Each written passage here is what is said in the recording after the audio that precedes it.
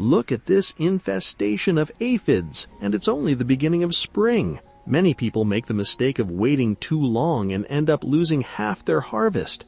Aphids suck plant sap, weakening the plant so leaves curl, shrink, and grow more slowly. On top of that, they produce a sticky substance that attracts fungi and creates a black coating on the leaves.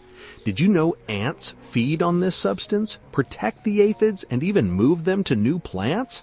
That's why wherever you see ants, aphids usually appear soon after. Today, we're going to make an effective natural insecticide that will protect your plants from various pests.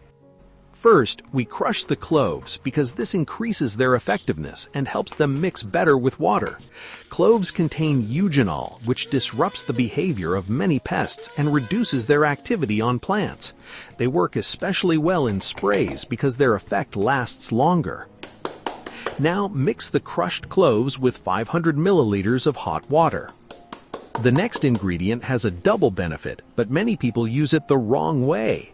Add 1 tablespoon of cinnamon, as it helps protect against fungi and small pests. It also helps keep the surface of the soil cleaner. The third ingredient is often overlooked, but it strengthens the whole mixture. Add 1 tablespoon of garlic powder. Garlic contains sulfur compounds that act as a natural defense and reduce aphid attacks. Plants treated with garlic become less attractive to pests, and it can help with other small insects as well.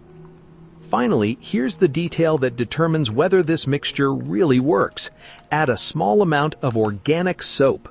It works mechanically by breaking down the protective layer on insects and helps remove them. It also helps the solution stick better to the leaves and works best on soft-bodied pests.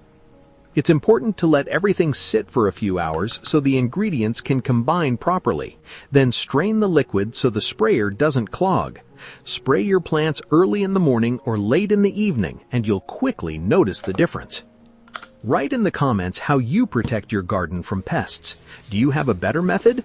See you in the next video.